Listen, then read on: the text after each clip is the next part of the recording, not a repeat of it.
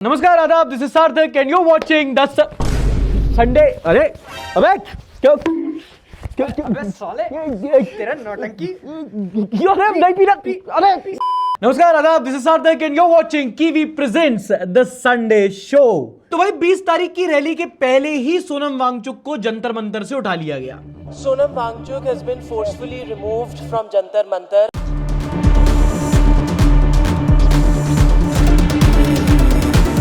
अब समझ में आया कि सफेद कपड़े का मतलब क्या था। सफेद कपड़ा मालिक, मैं तो सिंबॉलिकली ब्लैक पहना हूं आज। किसी ने बढ़िया जोक लिखा कि एग्जाम पेपर और मंदिर चंदा के बाद अब सोनम को ही चुरा ले गए। तो गया कहां?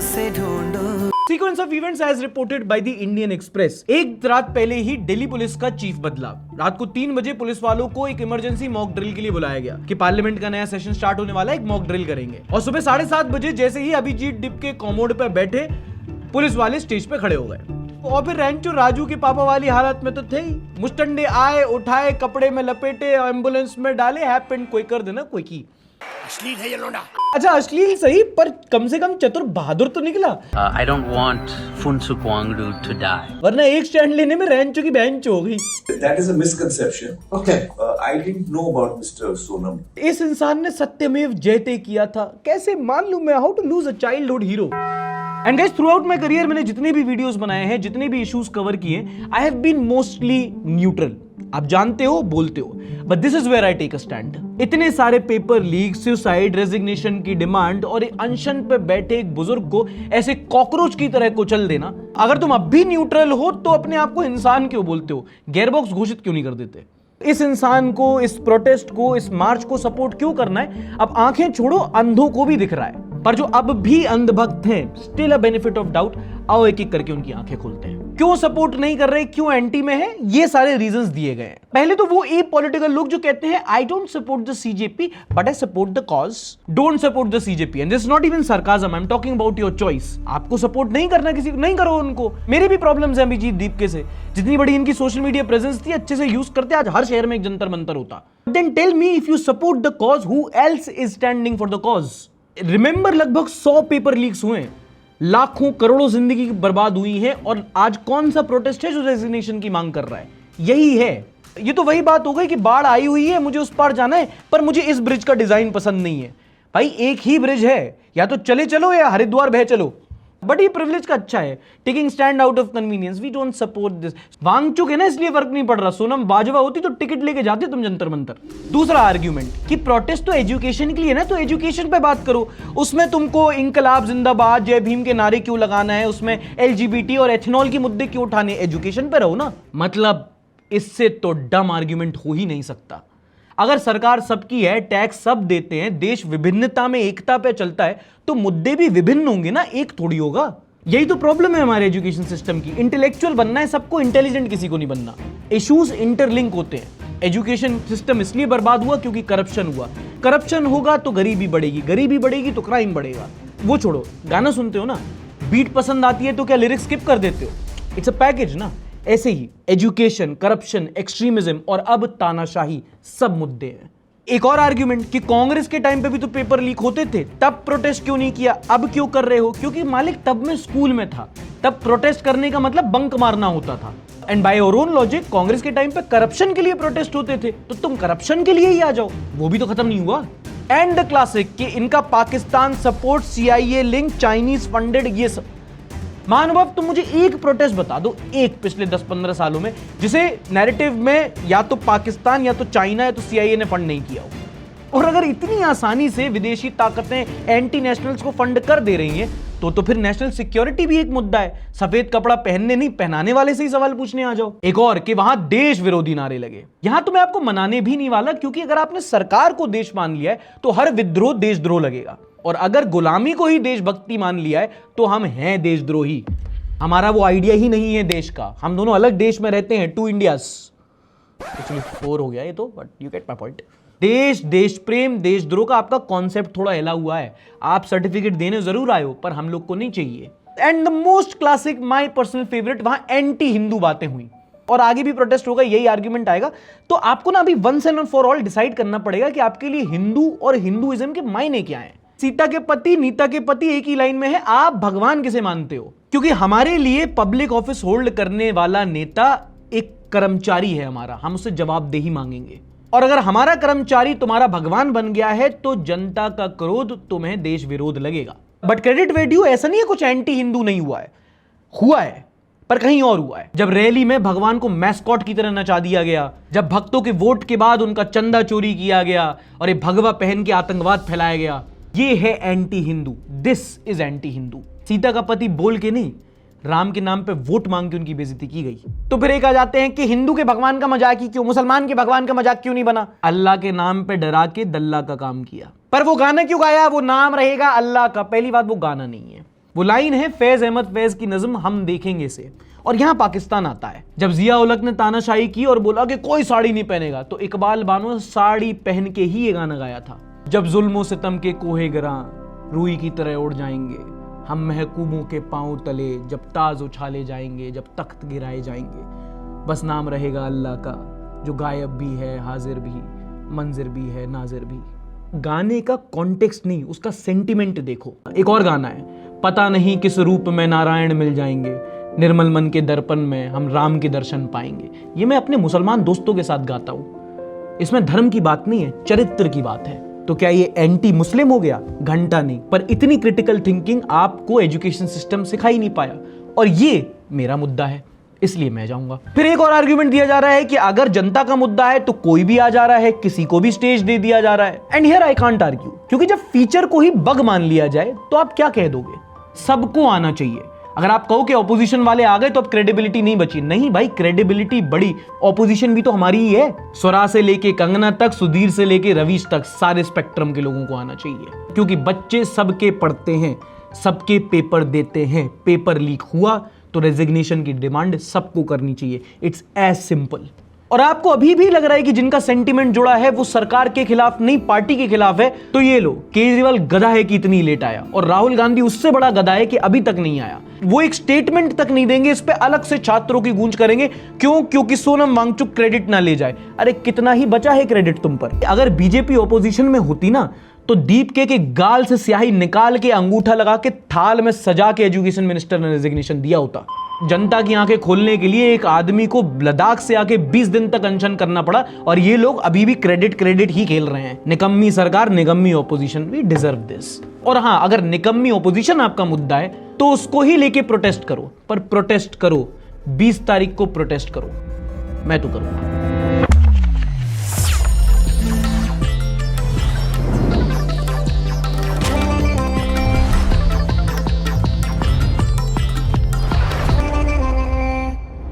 इंडियाज गॉट लेटेंट में एक और कंट्रोवर्सी हुई है। एक तो बेचारा समय कंट्रोवर्सी में रह भी नहीं पाता और बच भी नहीं पाता। अभी इसी हफ्ते सुप्रीम कोर्ट में चीफ जस्टिस ने इसको सुनाई है कि हमने तुम्हारे शो को बंद करवाया, तुमने हाथ जोड़ के दूसरा सीजन शुरू करवाया, फिर नींबू मिर्ची लटका के चढ़ा रहे हो हमें 3 लाख का फाइन।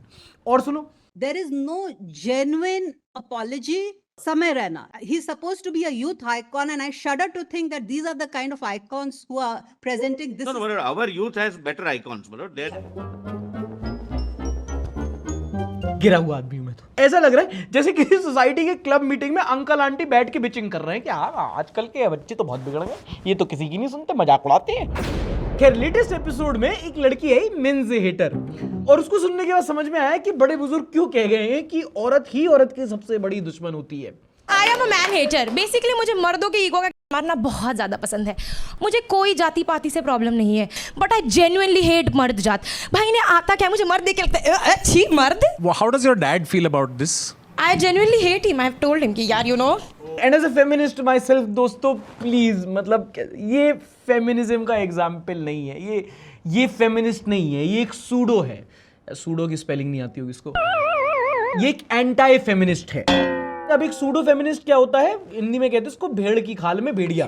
अगर आप चाहो तो ये वाली वीडियो देख सकते हो, वरना एक ट्वीट और पढ़ के सुनाता हूं मैं आपको। I think it captures well, क्योंकि इसकी मेंस हेटिंग की वजह से वुमेन्स हेटिंग भी बढ़ जाएगी। तो दिव्या उसी को लेके कहती है, it takes years for sensible women and supportive men to push society towards gender equality. फिर कुछ ऐसी छपरी सो कॉल्ड फेमिनिस्ट लड़कियां इस समाज को रियल फेमिनिस्ट से फिर से थोड़ा और दूर कर देती हैं। Where are we even heading? Getting famous has become so important that losing identity और character is okay. Who are you making famous? Who is going to be famous if you lose the essence of being a woman, a man, or even a decent human being? देखो, feminist वो होते हैं जिनको मर्द और औरत में समानता चाहिए, जिनको एक कलेक्टिव इक्वालिटी चाहिए। सूडो फेमिनिस्ट वो होते हैं जिनको कलेक्टिव इक्वालिटी तो चाहिए बट इंडिविजुअल अकाउंटेबिलिटी नहीं देनी। उनके हिसाब से औरत कभी गलत नहीं हो सकती। इसको भी वो डिफेंड कर देंगे कि कहीं ना उसकी ऐसी एक्सपीरियंसेस रहे होंगे, कंडीशनिंग हुई होगी। और जब मैं ये स्क्रिप्ट लिख रहा था एग्जैक्टली ऐसा ट्वीट मिल गया मुझे। इनफैक्ट जब ये वीडियो आई तो मैं एक लड़की से बात कर रहा था, तो वो बोलती है कि पता उसने कुछ ऐसा गलत नहीं कहा, वो तो एक्चुअली ना she was playing by the game because man hating content का जॉनर आजकल इंटरनेट पे बहुत चल रहा है। एंड व्हाट सरप्राइज मी वो कि कितना नॉर्मल था उसके लिए वो बोलना कि वुमेन हेटिंग मिसोजिनी है पर मैन हेटिंग कंटेंट है, कंटेंट का जॉनर है। जहां तक बात रही इस लड़की की, कोई जहां है, she made a fool of herself. उसको समझ में ही नहीं आ रहा कि उसने जहां जिस स्टेज पे किया उसका क्या रिपरकशन है। उसको लग रहा है उसने बहुत क्रेजी कर दिया, बहुत कूल हो गई, वो अपने ही लाला लैंड में जी रही है। पर पता जब ऐसी बेगैरत, बेशर्म और बेवकूफ बातें कही जाती हैं उस व्यक्ति के मुंह से जो अपने आप को फेमिनिस्ट बताता है, तो फेमिनिज्म का कितना नुकसान होता है उससे। वो लोग जिनको अपने अंदर बदलाव करना था, जो मिसोजिनिस्ट हैं, जो पेट्रियार्क हैं, वो फेमिनिज्म को एक्सेप्ट करना तो दूर, अब इसको देख के कंसिडर भी नहीं करेंगे। ठीक ही हो रहा था, इन लोग के साथ ऐसे ही होना चाहिए, वरना लड़की को पढ़ा दो ना, ज्यादा एम्पावर कर दो, ऐसी बन जाती है। ये बातें होती हैं इसी टोन में। इस बिहारन ने जो स्टेज पे किया ना, इसकी वजह से कोई बिहार में बच्ची होगी जो स्टेज तक कभी पहुंच ही नहीं पाएगी। लोगों को शेम करके उनको आप चेंज नहीं कर सकते। एजिटेट के साथ साथ एजुकेट भी करना होता है, बाबा साहेब आइडियोलॉजी। और इंटरनेट पर ऐसे लोगों की रिस्पॉन्सिबिलिटी की वजह से जो रूढ़िवादी लोग हैं ना, वो और अपने विचारों को लेकर कठोर हो जाएंगे। This will bring more women jokes, more misogynist content and creators. सुन के शायद समझ में नहीं आया बहुत लोगों को, पर एक बुरा नारा नारीवाद को पीछे ले जाता है। एक और प्रोटेस्ट चल रहा था इस हफ्ते ऋषिकेश में, जहां देहरादून ऋषिकेश हाईवे को बढ़ाया जा रहा है, 4-6 लेन किया जा रहा है, और उसके लिए अथॉरिटीज वहां पर लगभग 4400 पेड़ काटने जा रहे हैं। Most of the trees on target fall under the Shivalik range of forest. वहां पर एक राजाजी नेशनल पार्क भी है। और जब हाईवे बनाने के लिए पेड़ काटे जा रहे थे तो कई सारे एनवायरमेंट ग्रुप वहां पे प्रोटेस्ट करने लगे कि एक तो ये जंगल का इलाका है, फिर वहां पे जो हाथी हैं उनका ये नेचुरल माइग्रेशन रूट है, आप यहां पे मत पेड़ काटो। Obviously the classic debate between development and environment. सरकार ने कहा कि अगर पेड़ नहीं गिराएंगे तो ऋषिकेश से कनेक्टिविटी कैसे बढ़ाएंगे, NH7 पे जैम लगता है, उसके लिए जरूरी है ये। और सारे नहीं काट रहे हैं, 750 पेड़ लगभग हम कहीं और प्लांट कर देंगे। और ये मुद्दा दोस्तों कभी भी सॉल्व नहीं होगा किसी भी स्टेट में, किसी भी प्रोजेक्ट में, क्योंकि कभी भी कोई डेवलपमेंट प्रोजेक्ट होता है, कहीं रोड बनाई जाती है, हाईवे प्रोजेक्ट, डैम, कैनाल, तो वहां पे पेड़ की कटाई होती है, एनवायरनमेंट वहां पे इफेक्ट होता है। But while development the most logical thing is to push for sustainable development. मतलब पेड़ तो कटें पर कम से कम कटें। डिफॉरेस्टेशन हो तो थोड़ा अफॉरेस्टेशन भी किया जाए। सस्टेनेबिलिटी के बिना डेवलपमेंट का कोई फायदा नहीं है। फायदा किस चीज से है? फायदा है किसी QR कोड को स्कैन करके अपने फोन में डाउनलोड कर सकते हो कीवी का ऐप, और उस पर आप अप्लाई कर सकते हैं एक UPI क्रेडिट कार्ड के लिए जो लाइफ टाइम के लिए फ्री होगा। और यहीं पर आप QR कोड स्कैन करके पे कर सकते हैं। आपको 1.5% मिनिमम कैशबैक मिलेगा। ओके दोस्तों, आगे बढ़ने से पहले थोड़ा भूख लग रही है, इसलिए मैं खाना चाहूंगा पनीर। क्या ये बोरिंग ब्लेंड सा पनीर स्टिर फ्राई करके दे दिया यार। जब न्यूज में इनोवेशन कर रहे हैं तो कम से कम पनीर में तो करो। क्या कह रहे हो, कीवी डाल दूं उसमें? कभी पनीर में कीवी मिला के खाया है? मेरा पनीर तो कीवी की वजह से आ रहा है, तो मैं तो खा ही सकता हूं। इससे बेटर गू खा लेता। आओ बेटा, कहां गए थे? CJP protest? आयुष सप्रा से मिले? पनीर कीवी साथ में खाओगे? नहीं, तुम भी अनशन पे हो। जिस राह पे तुम चल रहे हो बेटा, एक दिन पूरी तरह फंसोगे। पनीर और कीवी का कॉम्बिनेशन थोड़ा नया सा है ना।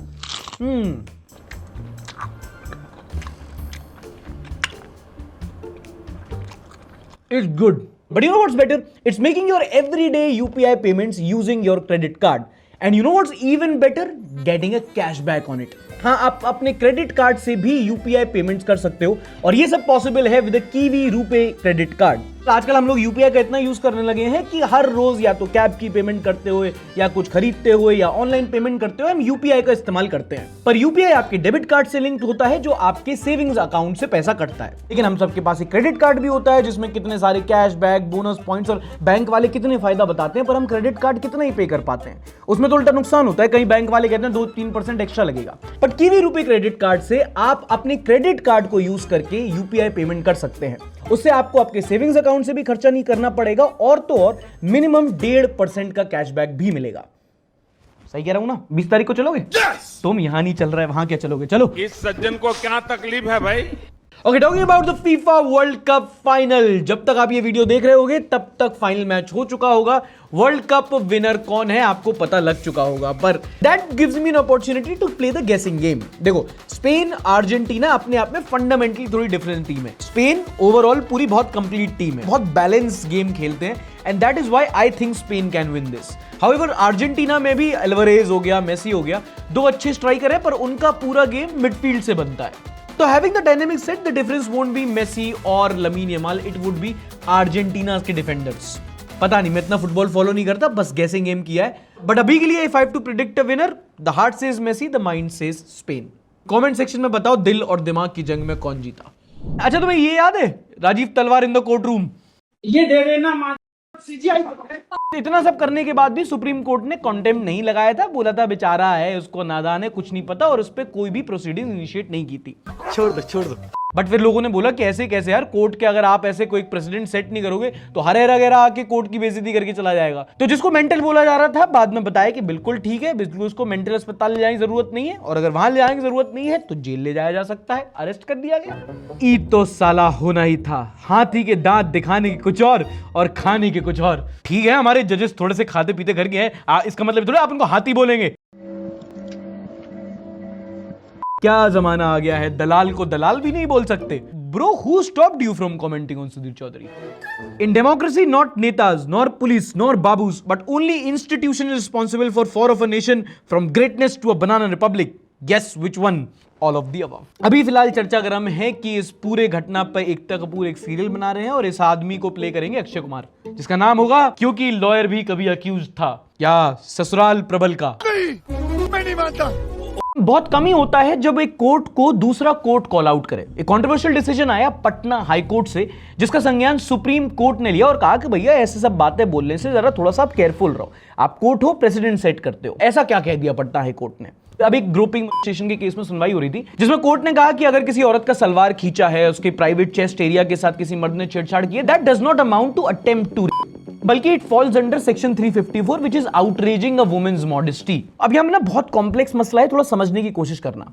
सुप्रीम कोर्ट ने कहा कि भाई ये तरीका नहीं है किसी चीज पे स्टेटमेंट देने का, कि अगर कोई इंसान किसी औरत के ब्रेस्ट अगर दबा है तो आप उसको अटेम्प्ट टू रेप मानोगे। वो प्रेडेटर का मोडस ऑपरेंडी क्या है, क्या कॉन्टेक्स्ट है, और उसके बेसिस पे आगे भी केस होंगे, तो आप सोच समझ के थोड़ा बात करो, थोड़ा ऐसे ब्लैंकेट स्टेटमेंट मत दो, क्योंकि आप कोर्ट हो, आप जो बोलते हो आपके बोलने पे भी प्रेसिडेंट सेट हो जाता है। तभी जो लीगल भाषा होती है वो इतनी कॉम्प्लेक्स होती है, क्योंकि भाई बिल्कुल कहीं से भी कोई थोड़ा मोड़ा लूपहोल ना निकाल ले। एंड उस मामले में Indian courts in some cases have given statements which were very bizarre. आपको याद हो एक स्किन टू स्किन कॉन्टैक्ट आया था कि अगर स्किन टू स्किन कॉन्टैक्ट नहीं है तो अटेम्प्ट टू नहीं है, और उस केस को आप देखो तो अगवा करके इंसान कहीं कोने जंगल में ले गया, तो क्या अब इससे अगर इंटेंट जाहिर नहीं हो रहा तो क्या है? अब देखो कोर्ट का मामला है, थोड़ा नुआंस होता है, तो हम इस पे ज्यादा कुछ नहीं बोल सकते। और जब भी कोई कोर्ट का बड़ा स्टेटमेंट आता है उसमें बहुत कॉन्टेक्स्ट की जरूरत होती है, वरना आप उसको अच्छी तरीके से समझ नहीं पाओगे। You won't be able to read between the lines. For example, इस हफ्ते सुप्रीम कोर्ट ने पॉक्सो कानून पर एक टिप्पणी दी। POCSO is protection of child against sexual offences.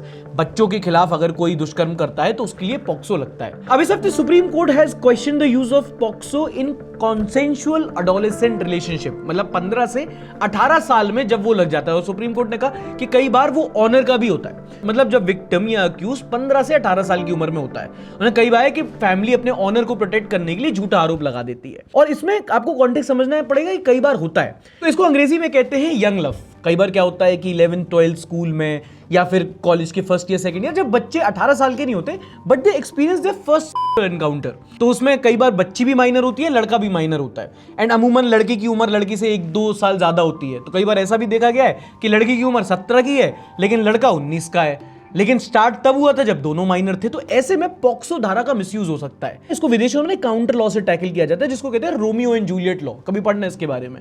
जब माना जाता है कि ठीक है 18 साल से कम के बच्चे के साथ अगर कोई क्राइम हो तो उसको तो पॉक्सो में डालेंगे, उसको स्ट्रिंजेंट कानून होंगे। लेकिन अगर दोनों पार्टीज इन्वॉल्व 15, 16, 17 साल के हैं, जैसे केस ऑफ यंग लव, तो वहां पर रोमियो जूलियट लॉ लगता है, which is a little different. So just to establish some context, मैंने आपको बताया। एक और पॉजिटिव न्यूज है हमारे एजुकेशन सिस्टम से।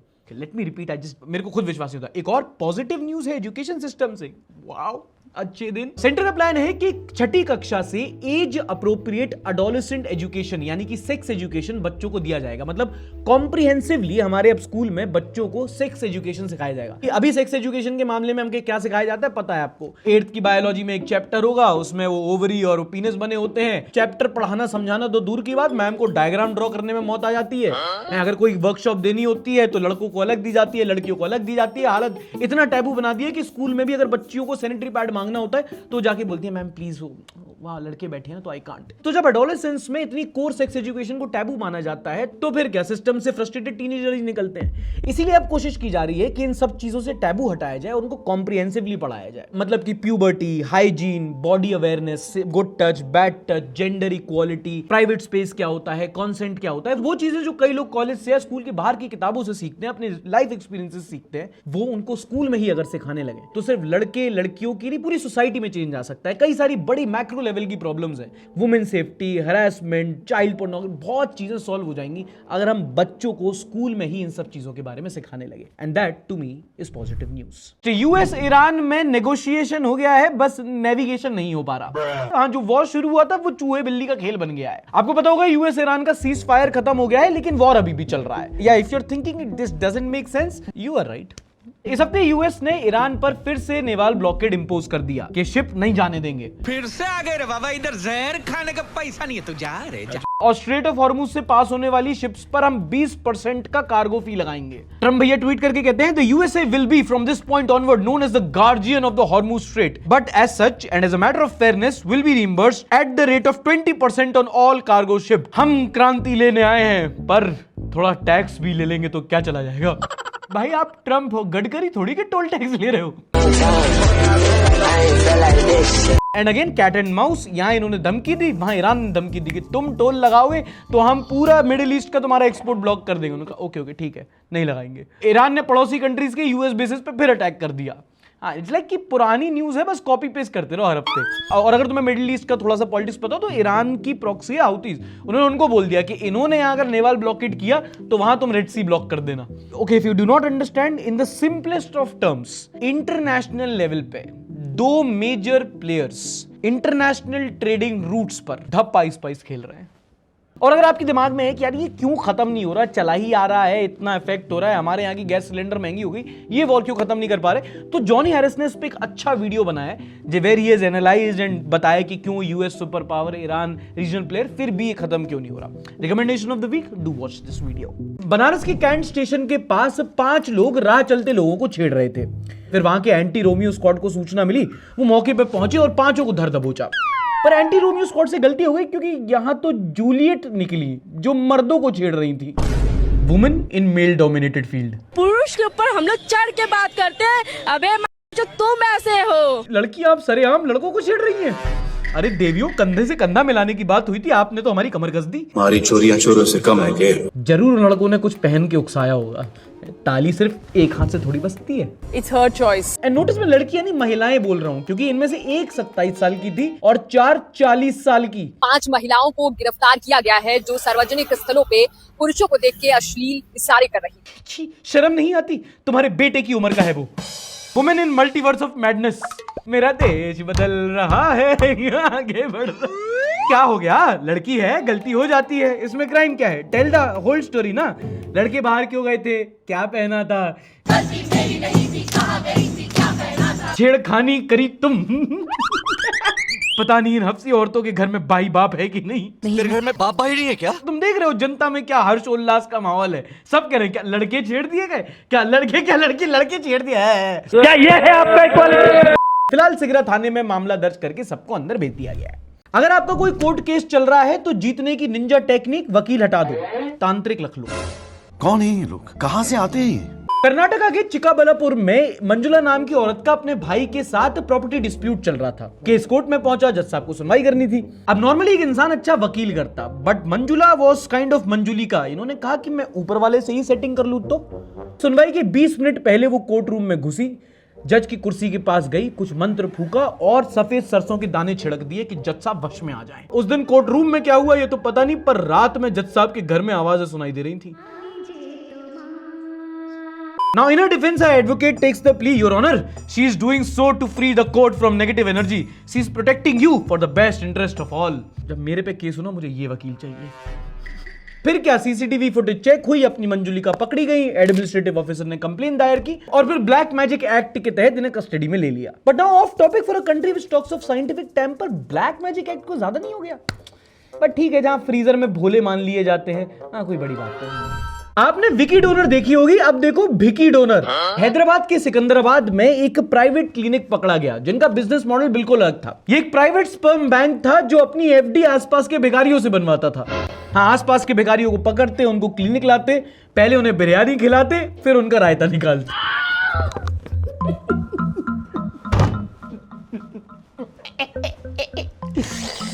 Good joke. Okay, if you did not understand the reference, in short भिखारियों का वास्ते का वही हो जाता था। वास्ते के नहीं पता नहीं यार भाई। एंड भिखारियों के लिए भी विन विन था, बिरयानी भी खाने मिलती, पैसे भी मिल जाते थे और जो वो कर रहे थे वो भी, उनको एतराज तो नहीं होता। कर लो दुनिया मुट्ठी। Don't blame me, it's public comments. भाई दोस्त एड्रेस मांग रहा था, शेयर करना जरा। मैं कितने बेशरम आदमी हो यार, तुम अपना नंबर दो मुझे, मैं तुमसे कुछ जवाब और एक एड्रेस मांगना चाहता हूं। नयनेय राज्यम। I don't think I'll complete this. You guess. और दो मोदी को वोट। अबे वो ईवीएम में थोड़ी निकाल रहा है, क्या मतलब यार ये? मामले में 7 लोग अरेस्ट हो गए हैं जिसमें क्लिनिक स्टाफ भी शामिल है। जस्ट अ क्यूरियस क्वेश्चन, अगर यहाँ पे किसी की मेहनत रंग लाती है और गरीब का बच्चा किसी अमीर के यहाँ पैदा हो जाता है तो गरीबी बढ़ेगी कि घटेगी? मिस्टर माधुरी, आप कैन यू प्लीज? मतलब जितने अमीर लोग बच्चे पैदा करेंगे तो अमीरी बढ़ेगी, गरीब लोग बच्चे पैदा करेंगे तो गरीबी बढ़ेगी। देखो, इतिहास गवाह है दोस्तों, बिरयानी खाने से किसी का भला नहीं हुआ। फायदा है कीवी खाने में। बुला उसको। खाओ बेटा, खाओ खाओ। क्या कह रहे? पेट भर गया? इसका पेट भर गया होगा, लेकिन आपका पेट नहीं भरेगा जब आप कीवी यूज करके कोई भी क्यूआर कोड को स्कैन करके पे करेंगे। आपकी सेविंग्स भी बचेगी और आपको मिलेगा 1.5% cashback minimum, real cash, not even coupon, है ना? सीधा खाओगे? अरे बाप रे! अरे कीवी वाले मुझे पैसे खिला रहे हैं, तुम इतना तो खा ही सकते हो। कीवी पे क्यूआर कोड स्कैन करने से कैशबैक मिलता है? कितना मिलता है? कह रहा 1.5% मिनिमम। जाओ जाओ बेटा, है ध्यान रखो। चलो, गिर गया उसको।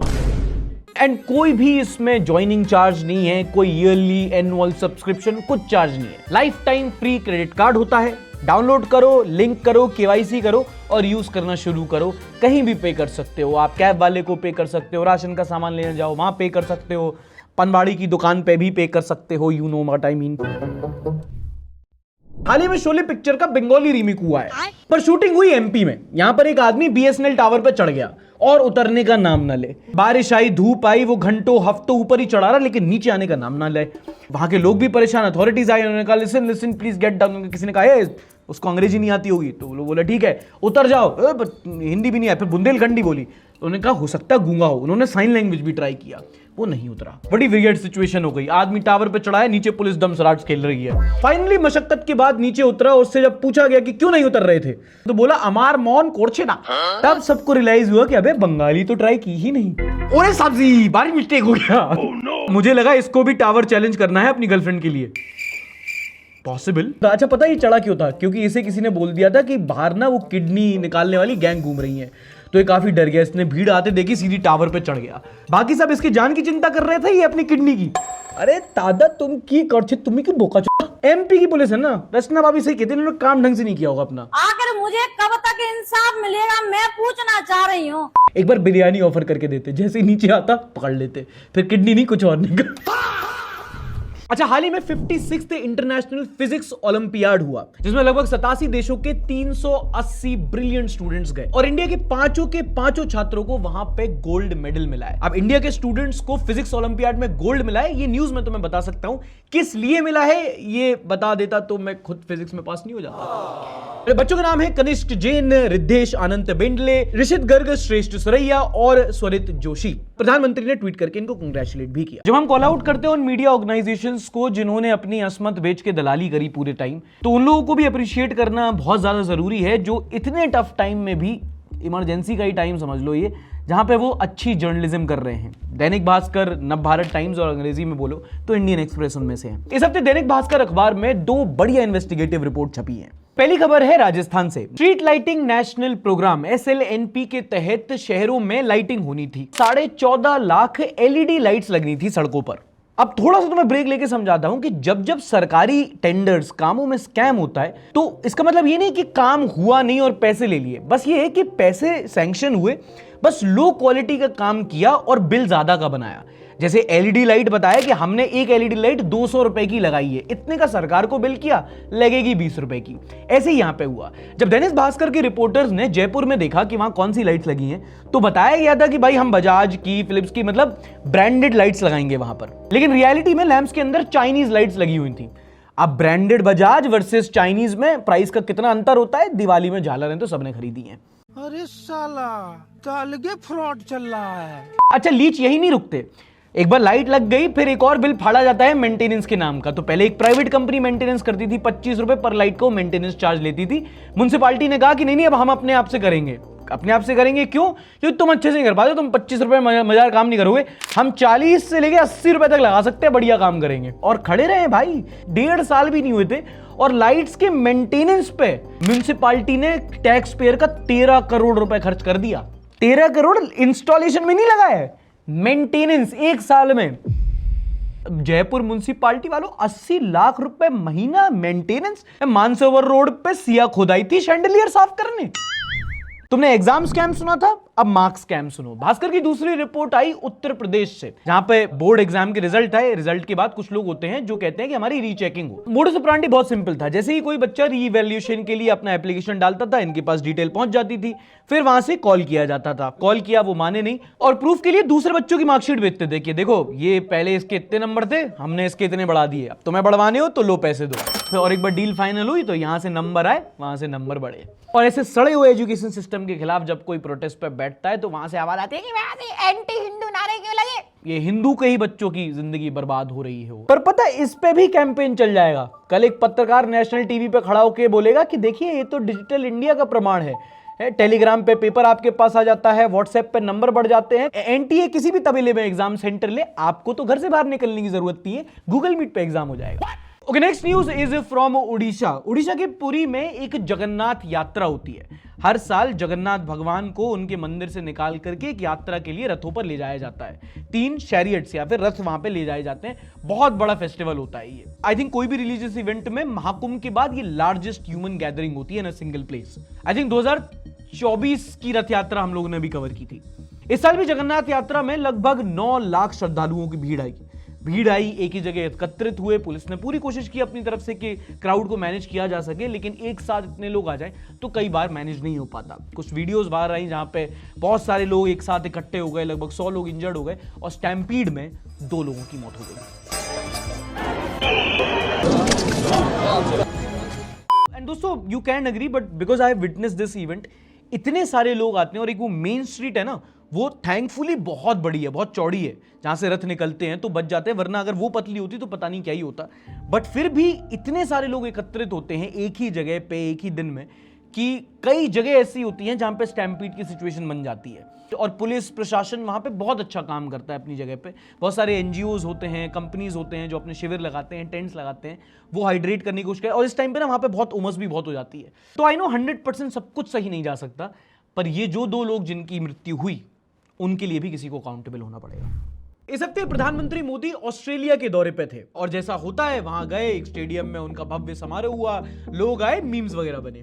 एक दिखाता हूं तुम्हें, बीजेपी सपोर्टर हो तो भी मजा आएगा तुम्हें। देखो, घर में दूध ऑस्ट्रेलिया वाला आता है, लेकिन चाय भारत वाली बनती है। दाल सब्जियां ऑस्ट्रेलिया की हैं, लेकिन उनमें तड़का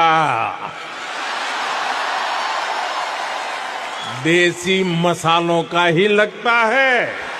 क्या सही में बिक्री किया इसने। अब इस इवेंट के पहले तुम्हें दो और इवेंट याद दिलाता हूं। एक तो strait of Hormuz West Asia energy crisis, और उसके पहले इंडिया ने थोरियम रिएक्टर में क्रिटिकलिटी अचीव कर ली थी। याद है, यही लाइन यूज हुई थी और उसमें भी मेन मसाला यूरेनियम का ही था। Now if you connect the dots they align. हो क्या रहा है, हम एज ए नेशन, हमें पता है कि भाई हमें एनर्जी चाहिए, हम ज्यादातर इंपोर्ट करते हैं, तेल से काम बन नहीं रहा, तो एक जगह हमने एथेनॉल ब्लेंडिंग शुरू कर दी और दूसरी जगह हम कोशिश कर रहे हैं alternative and a cleaner source of energy in uranium. अब यूरेनियम जो है वो हमारे पास नहीं आता, उसका जो लार्जर एक्सपोर्टर है वो है ऑस्ट्रेलिया। तो पहले हमने तो अपना रिएक्टर वाला सॉल्व किया और उसके बाद जो सोर्स मटेरियल है उसके लिए हम ऑस्ट्रेलिया से डील साइन कर रहे हैं, क्योंकि हमारे टारगेट है कि 2047 तक हम 100 गीगावाट एनर्जी जनरेट करेंगे न्यूक्लियर एनर्जी से। अभी कुछ 8 गीगावाट एनर्जी जनरेट होती है। इसी के लिए इंडिया ने ऑस्ट्रेलिया के साथ एक एडमिनिस्ट्रेटिव अग्रीमेंट साइन किया है for uranium imports on the back of civil nuclear cooperation agreement 2014। ये सब कुछ कि हम यूरेनियम से एनर्जी बनाने की कोशिश कर रहे हैं और यूरेनियम लाने की कोशिश कर रहे हैं, ये सब हो रहा है देश की एनर्जी सिक्योरिटी के लिए। ये क्लासिक एग्जांपल है कैसे मैक्रो लेवल पे फॉरेन पॉलिसी काम करती है, और इस मामले में तो मोदी सरकार अभी बेहतरीन काम कर रही है। आप तक शायद ना पहुंची हो, पर एक बड़ी खबर आई इस हफ्ते जब हमारा एक न्यूक्लियर प्लांट का कुछ सेंसिटिव डेटा डार्क वेब पर लीक हो गया। एक थर्ड पार्टी डेटा प्रोवाइडर है योटा, उसने अपने सर्वर्स पर कुछ अनयूजुअल एक्टिविटी डिटेक्ट की। ये हुआ था 29 मई को, और फिर कुछ हफ्ते बाद 11 तारीख को एक रैंसमवेयर गैंग है वर्ल्ड लीक्स, उन्होंने डार्क वेब पर एक बड़ा डेटा कैश पोस्ट कर दिया। लगभग 8.5 लाख फाइल्स जो रिलायंस ग्रुप के एक न्यूक्लियर प्लांट से चुराई गई थी। इनमें से 19,000 फाइल्स बहुत सेंसिटिव थी, which included blueprint, supply details, inspection report and insurance documents. Reliance ने भी इसको एक पार्शियल ब्रीच बताया है। थैंकफुली जो रिएक्टर का कोर डिजाइन है वो सेफ है, फिर भी इसको एक सीरियस कंसर्न बता रहे हैं, क्योंकि ये न्यूक्लियर रिएक्टर है भाई, मतलब you know the word, you know the seriousness. And this small incident brings us to the larger topic of cyber security and cyber crime. जो इंटरनेट से रिलेटेड फ्रॉड होते हैं, गोज ऑन फ्रॉम छोटी सी OTP से लेके आपके bank account से पैसे निकाल लिए टू एक रिएक्टर में डेटा ब्रीच। कई बार सरकारी वेबसाइट हैक हो जाती हैं, लोगों का पर्सनल डेटा लीक हो जाता है, एम्स, आधार डेटा, कई बार डेटा ब्रीचेस की रिपोर्ट आई है। एक सर्फशार्क करके साइबर सिक्योरिटी कंपनी है, वो बताती है कि इंडिया में हर साल लगभग 2 करोड़ 90 लाख अकाउंट्स कॉम्प्रोमाइज होते हैं। 2 crore 90 lakh, that's more than the population of many countries. और साइबर क्राइम के केसेस तो बढ़ते ही जा रहे हैं। इनफैक्ट ये इतना बड़ा मुद्दा इतनी जल्दी बन रहा है कि अगर आप डेटा को प्लॉट करोगे तो आप देखोगे कि ईयर ऑन ईयर ग्रोथ लगभग 20% 25% की है। मतलब इस साल अगर 1 लाख लोगों के साथ हुआ तो अगले साल 1.5 लाख के साथ, उसके साथ 2 लाख, 3, मतलब इंटरनेट सबके पास पहुंच रहा है, पेमेंट सब कर रहे हैं, लेकिन डिजिटल लिटरेसी, साइबर सिक्योरिटी, ये नॉलेज सबको नहीं आ रही, तो फ्रॉड भी बढ़ते जा रहे हैं। एनीवे दोस्तों, ये थी इस हफ्ते की न्यूज। अगर आप मीम्स का वेट कर रहे हैं तो रिएक्ट चैनल पे हम लोगों ने सीजेपी, कॉकरोच जनता पार्टी, एथेनॉल सारे मीम्स रिव्यू किए हुए हैं। वो वीडियो भी मीम्स चैनल पे जा चुका है। बहुत सारे लोग हर हफ्ते आके वीडियोस देखते हैं, पर चैनल को सब्सक्राइब अभी तक नहीं किया हुआ है, तो please do subscribe to the channel. It's free for you and it's support for us. App download करिए और लीजिए life time free UPI credit card, और उसे क्यूआर कोड स्कैन करके और अपनी सारी छोटी से बड़ी पेमेंट करिए मिनिमम 1.5% कैशबैक के साथ। That's 1.5% in Hindi. With more news and entertainment, we'll see you next week. Till then, tata, bye bye, take care, and don't forget to like, subscribe, and share.